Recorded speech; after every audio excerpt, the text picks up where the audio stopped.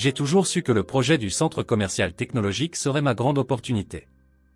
J'ai passé des mois à travailler sans relâche, dessinant chaque détail, calculant chaque angle, et imaginant chaque espace comme s'il était une extension de mon propre être. C'était plus qu'un travail, c'était ma passion, ma chance de montrer au monde de quoi j'étais capable. Les nuits blanches, les tasses de café interminables et les critiques que j'ai reçues tout au long du chemin n'ont fait que me rendre plus déterminé. Je savais que cela pourrait changer ma vie à jamais. Quelques jours plus tard, cependant, quelque chose d'étrange se produisit. Tous les dirigeants de l'entreprise reçurent un email annonçant que Gustavo, mon collègue, ferait une présentation spéciale pour de grands investisseurs. L'email mentionnait un « projet innovant » qu'il avait développé. Mon cœur s'arrêta un instant. Comment cela? Je connaissais Gustavo depuis des années, et il n'avait jamais mentionné quoi que ce soit à propos d'un projet personnel. Quelque chose n'allait pas. Je décidai d'enquêter. Je me rendis à son bureau et, avec un peu de chance et d'astuce, je réussis à accéder à son ordinateur lorsqu'il partit aux toilettes. Là, devant mes yeux, se trouvaient mes dessins, mes calculs, mes idées. Il avait tout copié, mot pour mot, détail pour détail. Mon projet. Mon rêve. Volé. Je ressentis une vague de colère et de trahison comme jamais auparavant. Gustavo, quelqu'un que je considérais comme un ami, avait fait cela. À ce moment-là, quelque chose en moi changea.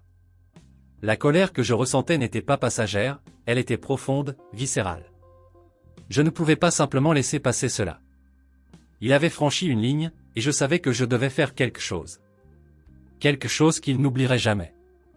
Quelque chose qui le ferait payer pour chaque nuit que j'avais passée éveillé, pour chaque goutte de sueur que j'avais versée sur ce projet. Je ne voulais pas seulement de la justice, je voulais de la vengeance.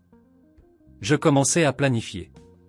J'avais besoin de quelque chose qui l'humilierait, qui le détruirait de la même manière qu'il avait tenté de me détruire. Quelque chose qui montrerait à tous qui il était vraiment.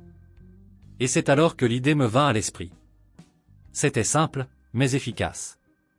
Et je n'aurais aucun remords. Il méritait chaque seconde de ce qui allait arriver. Les jours suivants, j'observais Gustavo de près. Il agissait comme si rien ne s'était passé, comme s'il était le propriétaire de cette idée brillante. Je le voyais sourire aux collègues, discuter avec enthousiasme de la présentation qu'il allait faire, comme s'il était le génie derrière tout cela. Chaque sourire de sa part était un coup de couteau dans ma poitrine, chaque mot un mensonge qui résonnait dans les couloirs de l'entreprise. Je connaissais la vérité, mais personne d'autre ne la connaissait. Et je devais changer cela. Je décidai de ne pas le confronter directement. Cela aurait été trop simple, trop facile. Je voulais qu'il tombe par lui-même, que son arrogance le mène à sa perte. Et pour cela, je devais être patient. Je continuais à travailler comme si de rien n'était, gardant un sourire sur mon visage et une posture professionnelle. Personne ne pouvait me soupçonner. J'étais Fernando, le dévoué, Fernando, le digne de confiance. Personne ne savait ce que je planifiais. Pendant ce temps, Gustavo se préparait pour la grande présentation. Il semblait confiant, presque arrogant. Je le voyais répéter son discours, ajuster les diapositives que j'avais créées, comme si elles étaient son œuvre. Chaque fois qu'il passait près de moi, je sentais une pression dans ma poitrine, mais je gardais mon calme.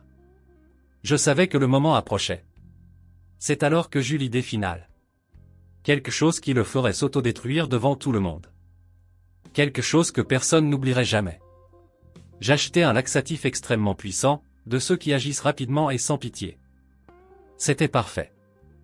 Il portait toujours une bouteille d'eau avec lui, surtout pendant les présentations. Je savais qu'il en boirait, et je savais ce qui se passerait ensuite. La veille de la présentation, j'agis rapidement. J'attendis que tout le monde quitte le bureau, puis je me rendis au bureau de Gustavo.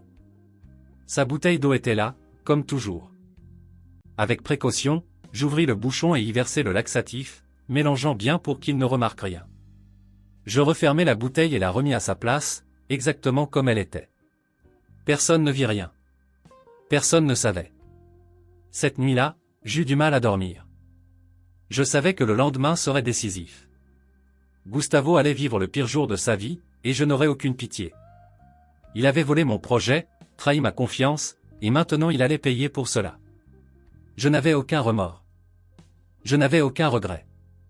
Il méritait chaque seconde de ce qui allait arriver. Le jour de la présentation arriva enfin. Le bureau était plein d'énergie, tout le monde commentait l'importance de la réunion avec les investisseurs. Gustavo était au centre de l'attention, vêtu d'un costume impeccable, souriant et saluant tout le monde comme s'il était le maître du monde.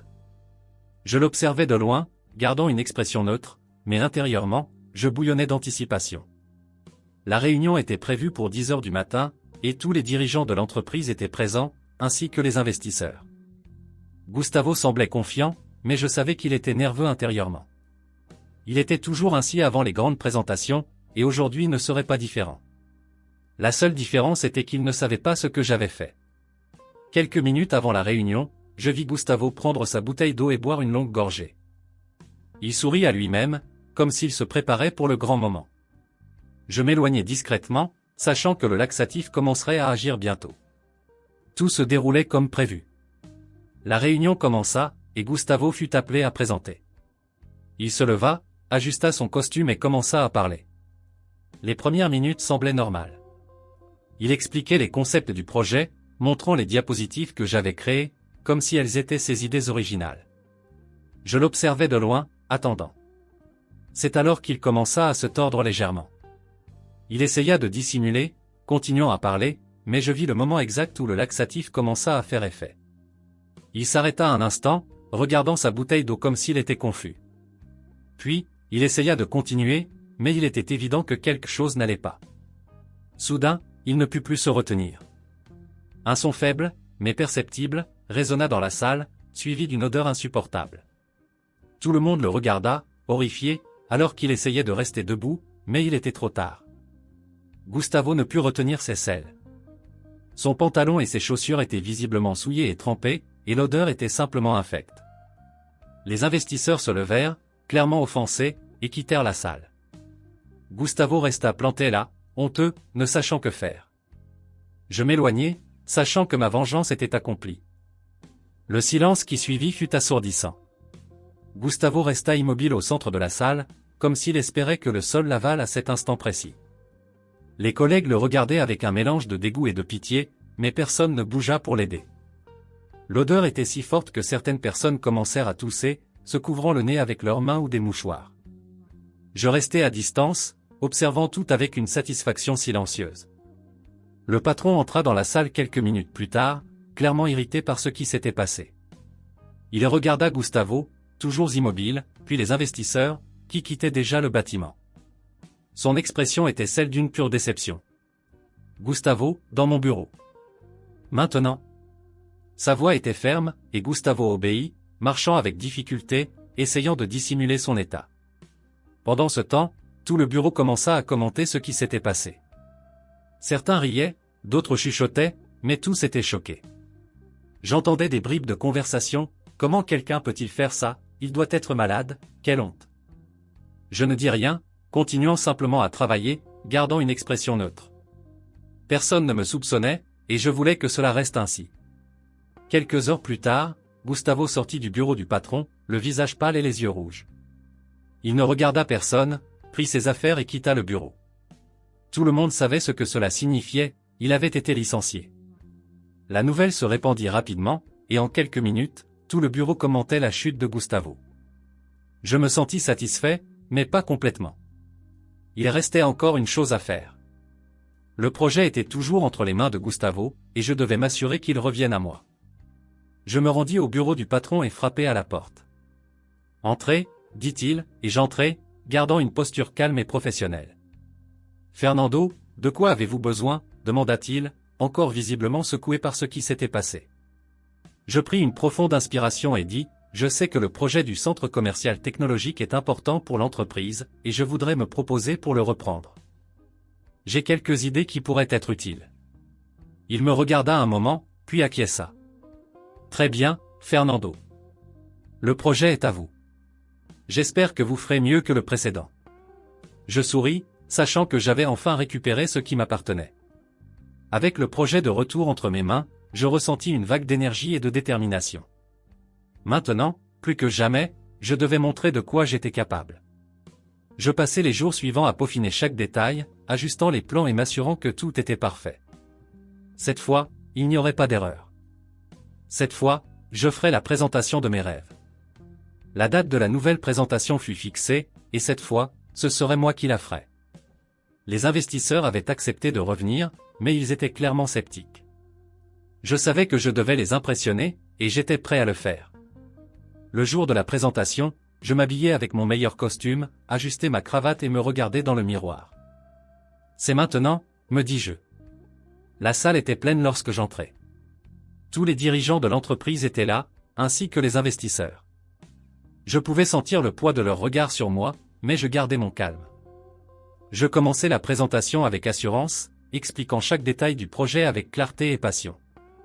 Je montrais comment le centre commercial serait un symbole dans la ville, un lieu où la technologie et le design se rencontreraient pour créer une expérience unique. Alors que je parlais, je vis les investisseurs commencer à s'intéresser. Ils posaient des questions, et je répondais avec précision, montrant que je connaissais chaque détail du projet. Le patron était clairement impressionné, et je savais que j'étais sur la bonne voie. Lorsque je terminai la présentation, il y eut un moment de silence, suivi d'applaudissements. Les investisseurs se levèrent, clairement satisfaits, et commencèrent à discuter entre eux. Je savais que j'avais fait du bon travail, mais le meilleur était encore à venir. À la fin de la journée, je reçus la nouvelle que j'attendais tant, les investisseurs avaient approuvé le projet, et je serais responsable de le diriger. Le patron me félicita, disant que j'avais sauvé l'entreprise d'une grande honte. Je souris, le remerciai et retournai à mon bureau, sachant que j'avais enfin obtenu la reconnaissance que je méritais. Les jours suivants, le projet du centre commercial technologique devint le centre d'attention de l'entreprise. Tout le monde commentait comment j'avais sauvé la situation, et j'étais constamment félicité par mes collègues. Gustavo, quant à lui, avait disparu. Personne ne savait où il était, et personne ne semblait s'en soucier. Il était devenu une blague. Moi, en revanche, j'étais au sommet du monde. Le projet avançait mieux que prévu, et je recevais des éloges de tous les côtés. Le patron me promut, disant que j'étais l'avenir de l'entreprise. J'acceptais la promotion avec humilité, mais intérieurement, j'étais exalté. J'avais obtenu tout ce que je voulais, et même plus. En fin de compte, je me sentis satisfait. La vengeance avait été implacable, sans remords et sans regret. J'avais récupéré ce qui m'appartenait, et Gustavo avait eu ce qu'il méritait. La vie continua, et je continuai à travailler dur, sachant que je ne laisserais plus jamais quelqu'un voler ce qui était à moi. La vengeance n'est peut-être pas le chemin le plus noble, mais à ce moment-là, c'était le seul chemin que je pouvais emprunter.